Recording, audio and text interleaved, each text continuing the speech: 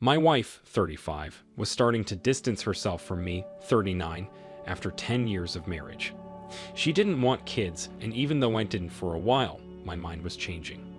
I made the mistake of bringing this up after she started distancing herself as something that might bring us closer together. It did not. All it did was make it so she didn't sleep with me. Perfect. So she'd been going to an exercise dance class that started around 2017. She'd get up, go to work, stop home for a light dinner and outfit change, then go dancing. I went with her a handful of times when she first started, but I wasn't into dancing like that. I felt like a sweaty moron, not like the others in the class. Glittery dancers filled with the power of magic. When I did go a few times, there were only women, so my wife found an AP in dance class never crossed my mind. What I didn't know was that they continued dancing in the parks, and sometimes a crowd would swarm around them to watch. In this crowd was AP, but I wouldn't find that out until my wife came home one day. She locked herself in the bathroom with her phone, and I knocked, scaring the crap out of her. She yelled at me and started hurrying to finish up, but I'm sure she was only finishing her texting conversation with AP for a while. We were supposed to have a popcorn movie date, and she couldn't be texting him constantly for that. Then she dropped her phone in the toilet. She obviously blamed me, even though it was a minute after I scared her. She put her phone in rice and waited anxiously by its side. I told her it wasn't a person on life support, and she could let it go. This made her mad, but she did let it go for a while. She fell asleep watching the movie, which I expected because it was late, and we both had work the next day. I noticed her phone came on by itself in the bowl of rice. Maybe it was fate telling me to check it. I guessed her passcode after a few tries, and it was a goldmine of information.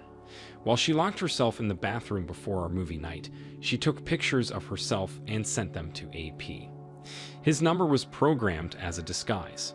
He sent her pictures of himself too, and added that he couldn't wait to feel her toned body again. In my wife's traveling app, I found her recent input was to an address in a development 20 minutes from our house.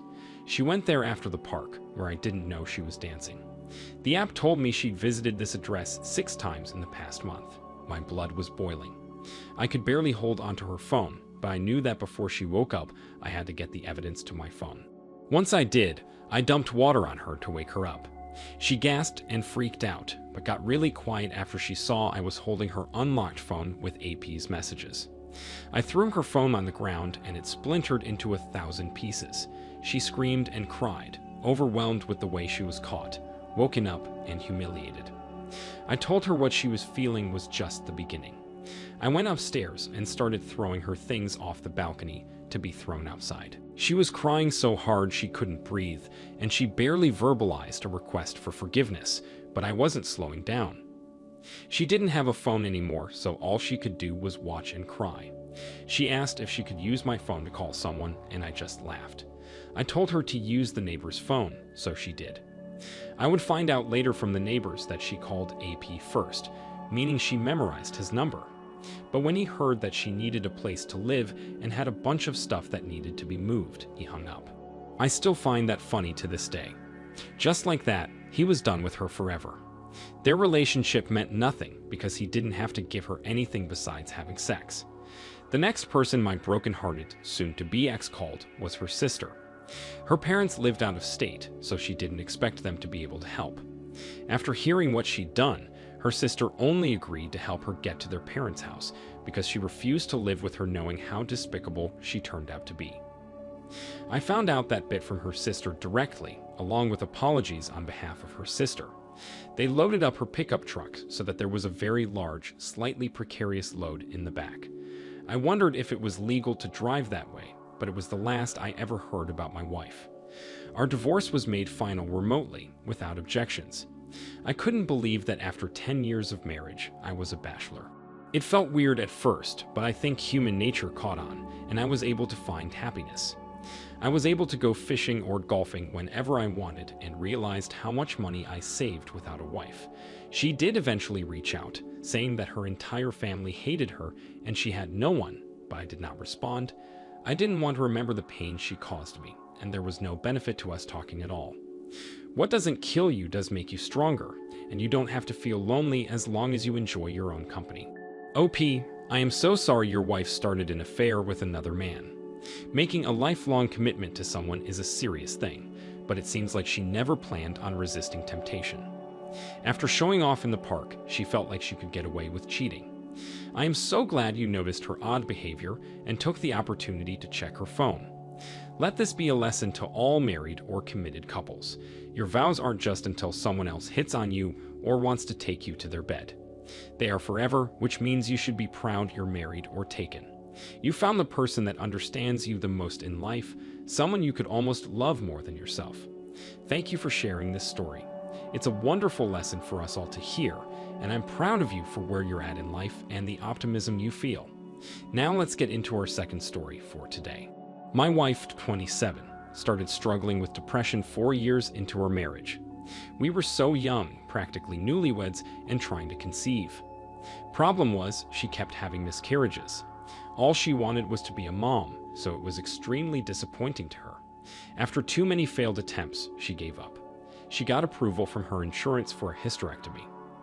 I told her we could always work towards the goal of adoption. Our wealth wasn't quite built, but that happens after years of hard work, I told her. We get a bigger place and save up money for our future child. She seemed okay with this idea, but it didn't solve the problem. There wasn't an immediate fix for this kind of thing, only patience and willingness to go with the flow would get us by. Well, my wife was working in the offices of a big-name bank, and after years of service, she met AP. A super wealthy man who was in charge of half the company or something. He was married too for 20 years, but that doesn't matter when you're rich. So when he met my wife, I imagine he was struck by her young beauty, and she was struck by his enormous wealth. My wife started to go missing literally. She'd stay out all night, telling me she was out celebrating with coworkers, making friends, or #living. I asked if I could join her, but she said it was for employees only. I didn't get it, but now I know it didn't sit right with me because she was lying. Old me didn't want to believe my wife would lie.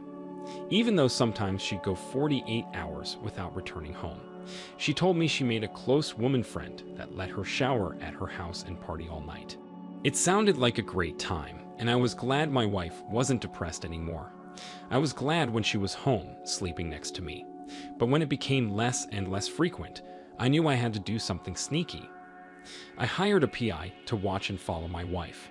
I couldn't since we only had one car, and I couldn't stop working with my uncle at his construction project. Before I knew it, a week went by, and the PI presented me with his findings. My wife left work with her super rich AP. They got in his Porsche and drove to a glamorous hotel, where the PI was able to snap a picture of them entering a hotel room, with AP's hand on the small of my wife's back. There are pictures of them leaving the hotel and traveling to work together the next morning. Another night, they leave work for a club and dance together. If you can call that dancing. They went to 3 different high-end hotels and party spots that week, probably spending about half the money it would take to adopt a child. I hated her. Instantly, I hated my wife. She didn't even look the same in the pictures. I wondered if he was giving her money, on top of the sickening luxury.